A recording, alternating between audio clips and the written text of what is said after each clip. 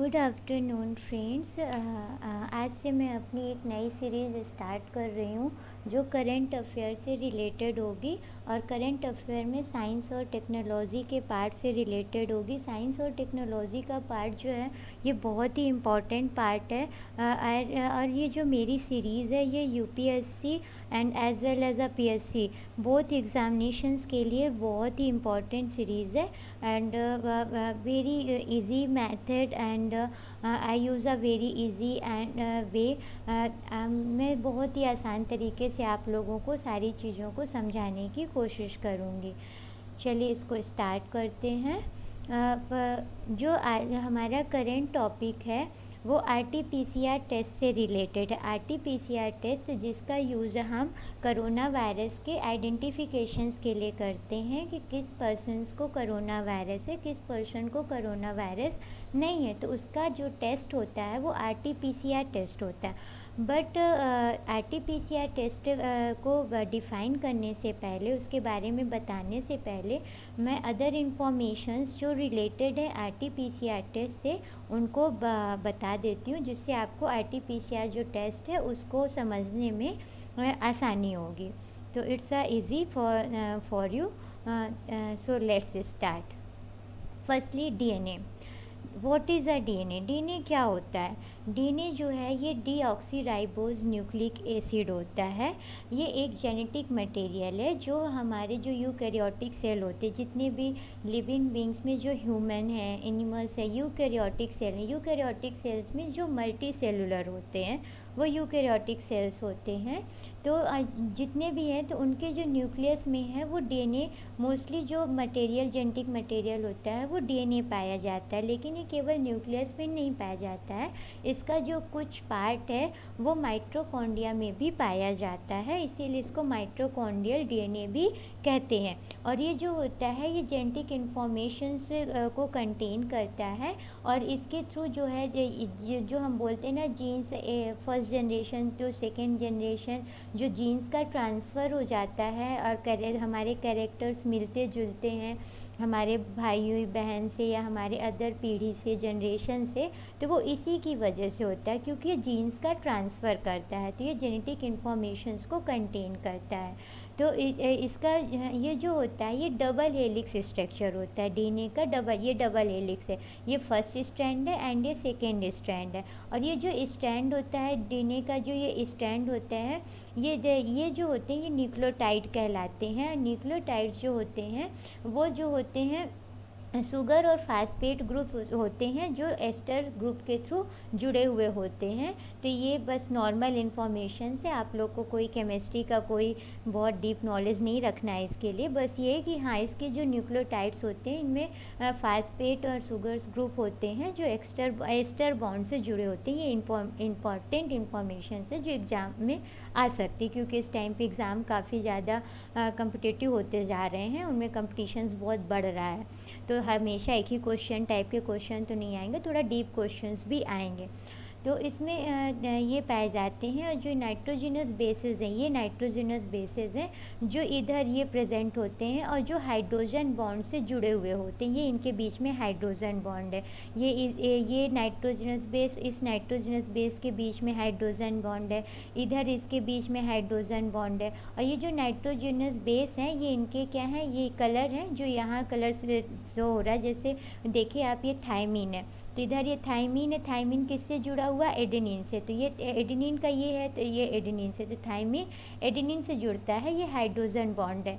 और फिर आपका ये जो साइटोसिन है, तो साइटोसिन किससे जुड़ता है? ग्वाइनिन से। तो ये साइटोसिन है वो ग्वाइनिन से जुड़ता है, ये इसका हाइड्रोजन बॉन्ड। और ये हमेशा ऐसी पेयर से जुड़ते हैं, कभी थायमीन जो है वो ग्वाइनिन से नहीं जुड़ता है, और ना ही थायमीन जो है जो उस जो जैसे जुड़ते हैं वो उसी हिसाब से उसमें वो सीक्वेंस में हमेशा रहते हैं, वो अपना सीक्वेंस चेंज नहीं करते हैं। आप इसी स्ट्रैंड में देख लीजिए, हर जगह सीक्वेंस जो है वो सेम है। जैसे यहाँ पास देखिए वही सेम सीक्वेंस है, यहाँ भी वही, यहाँ भी वही, तो सारे ये सीक्वेंस सेम होते हैं। तो ये नाइट्रोजनस बेस है जो हाइड्रोजन बॉन्ड के थ्रू एक दूसरे से अटैच होते हैं। तो ये भी एक इम्पॉर्टेंट क्वेश्चन है कि जो डीएनए में नाइट्रोजनस जो बेस होते हैं वो किसके थ्रू अटैच होते हैं? तो हाइड्रोजन बॉन्ड के थ्रू अटैच होते हैं। तो मैंने यहाँ पास आपको कई क्वेश्चंस भी बता दिए जो आप नोट भी कर सकते हैं। और जो हमारा ह्यूमन जीनोम है उसमें अप्रॉक्सीमेटली 3 बिलियन बेस पेयर्स होते हैं डीएनए के, जो अरेंज होते हैं 46 क्रोमोसोम्स में। हमारी बॉडी में 46 क्रोमोसोम्स पाए जाते हैं, पेयर्स में पाए जाते हैं, बट ये 46 क्रोमोसोम में पेयर नहीं है। तो ये जो होते हैं, तो डीएनए अरेंज होते हैं, कितने होते हैं, समथिंग 3 बिलियंस होते हैं, अप्रॉक्सीमेटली 3 बिलियंस। ये भी एक क्वेश्चन है। तो होते हैं क्रोमोसोम्स स्ट्रक्चर्स में, ठीक है। और ये जो डीएनए का स्ट्रक्चर्स और फंक्शन है, तो डीएनए का जो स्ट्रक्चर फंक्शन है, तो इसमें जो मैंने आपको बताया था कि ये न्यूक्लियोटाइड है, ये जो शुगर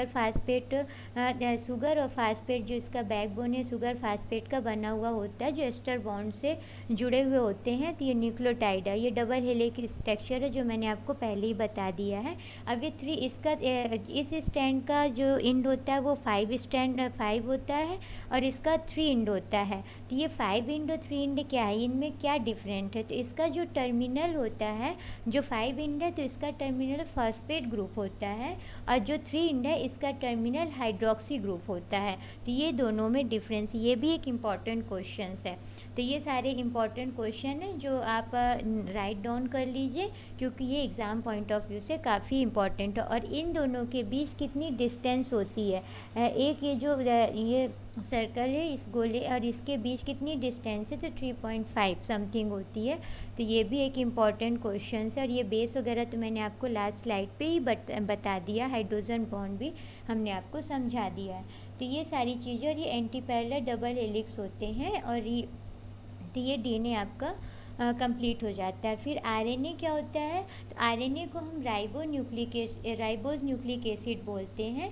और ये जो होता है ये भी डीएनए के ही जैसा ही होता है, बहुत ज़्यादा डिफरेंस नहीं होता है।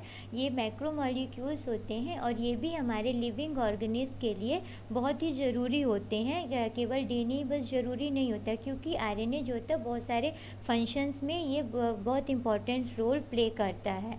तो ये डीएनए के ही जैसा ही होता है, केमिकल स्ट्रक्चर आरएनए का होता है, बस कुछ डिफरेंस है जो डीएनए और आरएनए को एक दूसरे से डिस्टिंग्विश करते हैं। मैं नेक्स्ट स्लाइड में आपको समझाती हूँ। तो इसमें जो शुगर होती है वो राइबोज शुगर होती है, इसमें न्यूक्लियोबेस, तो इसका जो इसका न्यूक्लियोटाइड, जैसे डीएनए का न्यूक्लियोटाइड था वैसे ही ये इसका न्यूक्लियोटाइड है। और इसका डीएनए का जो न्यूक्लियोटाइड था तो वो भी शुगर और फास्फेट ग्रुप से जुड़ा हुआ होता है, इसका भी जो न्यूक्लियोटाइड है वो भी शुगर और फास्फेट ग्रुप से जुड़ा हुआ होता है। और जो डीएनए होते हैं ये क्या रोल करते हैं, इनका क्या रोल है हमारी बॉडी पे या अदर जगह पे, तो डीएनए जो होते हैं बहुत इंपॉर्टेंट रोल प्ले करते हैं। ये कैटलिस्ट की तरह रोल प्ले करते हैं जो बहुत सारी बायोलॉजिकल रिएक्शंस को चलाने के लिए। कैटलिस्ट का मीनिंग होता है जैसे आपको कोई बूस्ट करने के लिए कोई आपको बहुत कुछ आपको ऐसा कुछ सुना दे कि आपको लगे बस हमें आज ही तैयारी कर लेनी है, अब आज से तो मैं बिल्कुल तैयारी करूँगा, तो जो आपके माइंड को बूस्ट कर दे आपको काम करने के लिए, तो वो आपके लिए क्या हो जाएगा, एक कैटलिस्ट का काम करेगा। तो वैसे ही ये कैटलिस्ट का काम कोई बायोलॉजिकल फंक्शन है जो बहुत अच्छे से नहीं काम कर रही है, तो ये आरएनए जो होते हैं वो उनको बूस्ट कर देते हैं, तो वो और अच्छे तरीके से काम करने लगती है। तो ये कैटलिस्ट की तरह रोल निभाते हैं। तो एक इनका ये फंक्शन हो गया। दूसरा, ये जीन एक्सप्रेशंस को क्या करते हैं, कंट्रोल करते हैं, उन्हें मॉड्यूलेट करते हैं। और ये क्या करते हैं, सिग्नल्स को, ये सेंसिंग को कम्युनिकेट करते हैं, सिग्नल्स को पहुंचाते हैं। तो ये बहुत सारे रोल्स हैं जो इनके थ्रू होते हैं। अब दोनों में डीएनए और आरएनए में डिफरेंस क्या होता है, डीएनए आरएनए तो दोनों पढ़ लिया, पर इन दोनों के बीच डिफरेंस क्या है, तो मेजर इनके बीच दो ही डिफरेंस होता है। पहला ये कि ये जो डबल स्टैंड है, डीएनए देखो आप डबल स्टैंड में पाया जाता है, हमेशा ही डबल स्टैंड में होता है, कभी सिंगल स्टैंड में नहीं होता। लेकिन आपका जो आरएनए है वो मोस्टली वो सिंगल स्टैंड में ही पाया जाता है, वो डबल स्टैंड में नहीं पाया जाता है। फिर आपका जो डीएनए, जो मैंने शुगर बताया था कि जो न्यूक्लियोटाइड है वो शुगर से और फास्फेट ग्रुप से जो है जुड़े हुए होते हैं, तो इसमें शुगर जो होती है वो इसमें डीऑक्सीराइबोज शुगर होती है। ये डीऑक्सीराइबोज शुगर ये राइबोज का ही टाइप होती है। राइबोज शुगर जो होता है उसमें लैक ऑफ ऑक्सीजन होता है, ऑक्सीजन 1 ऑक्सीजन एटम का कमी होती है। तो ये डीऑक्सी राइबोज शुगर होती है, बट जो आरएनए होता है इसमें राइबोज शुगर होती है, तो ये उसका सेकेंड डिफरेंस है। और जो डीएनए होता है इसमें थायमिन होता है, थायमिन को कंटेन करता है, और जो आरएनए होता है वो यूरेसिल को कंटेन करता है। तो ये इसका क्या है, मेन जो है ये इसमें थोड़ा सा चेंज, जो नाइट्रोजनस बेस है वो भी चेंज होती है। इसमें यूरेसिल होता है, 4 नाइट्रोजनस बेसिस दोनों में पाए जाते हैं, बट इसमें यूरेसिल होता है और इसमें जो होता है थायमिन पाया जाता है। तो ये होते हैं मेन, इसमें पाए जाते हैं, और ये इनमें दोनों में डिफरेंस है। फिर एंटीबॉडी क्या होती है, एंटीबॉडी भी ये भी रिलेटेड है आपकी जो आरटीपीसीआर टेस्ट है उससे रिलेटेड है। तो एंटीबॉडी क्या होती है, एंटीबॉडी जो होती है ये अपने एंटीबॉडी इस टर्म को ये खुद ही डिफाइन करती है, मतलब जो हमारी बॉडी की जो अगेंस्ट है उसके अगेंस्ट ये काम करती है, उसके अगेंस्ट ये रोल प्ले करती है, तो इसे हम एंटीबॉडी बोलते हैं। और ये जो होती है एंटीजन से बाइंड होती है। एंटीजन का मीनिंग क्या होता है, antigen as a pathogen, pathogens means कोई भी हार्मफुल सब्सटेंस जो हमारी बॉडी के लिए हार्मफुल है। For example bacterias, many bacterias are a very useful for our body, but many bacterias are not a useful for our body. तो वो जो बैक्टीरियाज होते हैं जो हमारी बॉडी के लिए यूज़फुल नहीं है, तो उनके अगेंस्ट ये जो है काम करेगी। और जैसे वायरस, ये जो करोना है, करोना वायरस है, तो ये वायरस जो मोस्टली तो all virus are a very harmful for our body, not a useful for our body. तो ये जो वायरस है, वायरस भी ये एंटीजन है एंटीबॉडी के लिए, तो उसके अगेंस्ट ये काम करती है। तो इसमें क्या, ये किसके द्वारा सिक्रेटेड होती है, तो antibodies are secreted by a B cell, means ये बी सेल्स के द्वारा जो होती है सिक्रेटेड होती है। ये एंटीबॉडी प्रोटीन्स होते हैं। What is a antibody, firstly तो एंटीबॉडी जो है कि क्या है फंक्शन, अपने फंक्शन को, बट एंटीबॉडी है क्या, तो एंटीबॉडीज़ जो हैं वो प्रोटीन्स हैं, और ये किसके द्वारा प्रोड्यूस या सिक्रेटेड हो रहे हैं, वो बी सेल के द्वारा सिक्रेटेड हो रहे हैं। बी सेल्स हमारी बॉडीज़ पे पाए जाते हैं। और ये जो हमने आपको बता दिया कि फॉर ये अब इस जो एंटीबॉडी का स्ट्रक्चर है, तो स्ट्रक्चर्स ऑफ एंटीबॉडी, तो ये वाई शेप होता है। Y shape is the structure of a antibody. और जो वाई शेप है तो इसमें भी क्या हो, 2 टाइप्स की चेन्स प्रेजेंट होती हैं। जो ये टेल होता है, टेल ऑफ अ वाई, ये होती है एच चेन होती है, एंड ये टॉप ऑफ अ वाई ये एल चेन होती है। तो एच चेन जो होती है ये हैवी चेन है, एंड एल चेन जो है ये लाइट चेन कहलाती है, लाइट चेन होती है। और इसमें इस तरह ये अरेंज होती है। और ये जो वर्क होता है ये एंटीजन के अगेंस्ट कैसे वर्क करती है, जैसे ये एंटीजन्स है, मैनी टाइप्स के एंटीजन, कुछ बैक्टीरिया हैं, सम वायरस हैं, और इनके जो है ये एंटीजन डिफरेंट डिफरेंट शेप के हैं, एक ही शेप के नहीं, बहुत सारी एंटीबॉडी हमारी बॉडी में पाई जाती है, जिसका वाई जो टिप होता है वो डिफरेंट डिफरेंट शेप का होता है, एक ही शेप का नहीं होता। और ये जो एंटीबॉडी है, जैसे ये फॉर एग्जांपल ये एंटीबॉडी है, इसको हम इम्यूनोग्लोबुलिन भी बोलते हैं, और इसको डिनोटेड किया जाता है आईजी से। तो ये एंटीबॉडी है, तो इस एंटीबॉडी में जो वाई टिप है वो इस शेप का है, तो इसी शेप के एंटीजन को के अगेंस्ट ये काम करेगी, अदर शेप के एंटीजन के अगेंस्ट काम नहीं करेगी। जो इसी शेप का एंटीजन होगा जो इसमें आके फिट हो जाएगा, उसी के अगेंस्ट ये रोल प्ले करेगी। तो जैसे ये एंटीजन है, तो इसका टिप ये जो है ये इसके टिप पे, वाई के टिप पे आके यहाँ फिक्स हो जाता है, तो इसीलिए इसके अगेंस्ट ये काम करती है। तो ये हो गया आपका एंटीबॉडी का। अब हम जो हमारा करेंट का टॉपिक है, जिसके लिए मैं अभी तक आपको सारी इन्फॉर्मेशंस दे रही थी, उसको स्टार्ट करते हैं। तो वो जो है टेस्ट से रिलेटेड है, जो कोविड-19 का जो टेस्ट है उससे रिलेटेड है। उसका जो नाम है तो आरटीपीसीआर, उसको हम टेस्ट बोलते हैं, और ये उसकी प्रोसेस है कि कैसे उस टेस्ट में काम किया जाता है। तो फर्स्टली मैं आपको उसके बारे में बता देती हूँ, फिर उसके प्रोसेस को मैं बताती हूँ कि क्या है, क्योंकि ये बहुत इंपॉर्टेंट है, और ये किसी भी कम्पिटिटिव एग्ज़ाम में ईज़िली इसको पूछा जाएगा, क्योंकि ये करेंट का है और बहुत important science and technology parts का इम्पॉर्टेंट टॉपिक है। तो इसकी सारी इन्फॉर्मेशंस बहुत, ये इंटरव्यू में भी इवन पूछा जा सकता है, क्योंकि ये करंट से रिलेटेड इशू है। तो R T P C R means full form क्या होगा, real time polymerase chain reaction. इसका ये फुल फॉर्म है R T P C R का। ये जो होता है ये इसको मोस्टली हम किस में यूज करते हैं, तो जो कोविड-19 के जो कोरोना वायरस सार्स वायरस के जो पेशेंट हैं तो उनके आइडेंटिफिकेशंस के लिए हम इसका यूज़ करते हैं। और ये जो बेस्ड होता है किस पे बेस्ड होता है, ये पॉलीमरेज चेन रिएक्शंस पे बेस्ड होता है। ये पॉलीमरेज चेन रिएक्शंस क्या होती हैं, ये एक टाइप की प्रोसेस है जो क्या करती हैं, जो फ्रेगमेंट होता है वायरस का, जो जेनेटिक फ्रेगमेंट होता है उसकी बहुत सारी कॉपीज़ बनाने में काम आती है। इस चेन का ये हम यूज़ करते हैं। हम बहुत सारी कॉपीज़ क्यों बनाते हैं, क्योंकि हमें जो है बहुत इनफ अमाउंट का सैंपल चाहिए इसकी एनालिसिस करने के लिए। बहुत ही थोड़े से अमाउंट में इसकी एनालिसिस नहीं हो पाएगी, इसके लिए हमें जो है कॉपी हम इसकी तैयार करते हैं, जिससे हम क्या कर सकते हैं कि इसकी जो एनालिसिस हम बहुत अच्छे से कर सकते हैं। जो कोरोना वायरस है इसमें जो है आरएनए, इसका जो जेनेटिक मटेरियल है कोरोना वायरस का वो आरएनए है, उसका जेनेटिक मटेरियल है। अब ये जो हम इसमें जो रिवर्स ट्रांसक्रिप्शन का यूज़ क्यों करते हैं, ये reverse transcription real time polymerase chain reaction से, इसको रिवर्स ट्रांसक्रिप्शंस पॉलीमरेज चेन रिएक्शंस भी बोल सकते हैं। तो हाँ, ये रिवर्स ट्रांसक्रिप्शन क्यों है, हम क्यों इसका यूज़ कर रहे हैं, तो क्यों हम इसका यूज़ इसलिए कर रहे हैं क्योंकि जो स्वैब होता है, मैनी टाइप्स के स्वैब का हम यूज़ करते हैं एज अ सैम्पल या स्पेसिमेंस। ये मैनी टाइप्स के स्वैब हैं जो एज अ स्पेसिमेन या सैम्पल के फॉर्म में यूज़ किए जाते हैं। तो ये बहुत ही टिनी अमाउंट में, देखिए बहुत ही टिनी अमाउंट में लिया जाता है। और इस टिनी अमाउंट में जो आरएनए होता है, जो जेनेटिक मटेरियल है वायरस का, वो तो बहुत कम प्रेजेंट होता है क्योंकि उसमें प्रोटीन और अदर मटेरियल्स भी प्रेजेंट है। तो उसमें जो जेनेटिक मटेरियल है वो वायरस का बहुत ही कम अमाउंट पे प्रेजेंट होता है आरएनए का। तो उसे हम वो आरएनए जो है वो सिंगल स्ट्रैंड है, उसे आइडेंटिफाई जल्दी हम नहीं कर पाएंगे, इसलिए हम उसको क्या कर देते हैं, डबल स्ट्रैंड में कन्वर्ट कर देते हैं एंजाइम का यूज़ करके। तो हम उसको डबल स्ट्रैंड से 2 स्ट्रैंड डीएनए एंजाइम का यूज़ कर कन्वर्टेड इनटू 2 स्ट्रैंड डीएनए, और इसमें हम एंजाइम का यूज़ करते हैं। इसे ही हम बोलते हैं रिवर्स ट्रांसक्रिप्शन।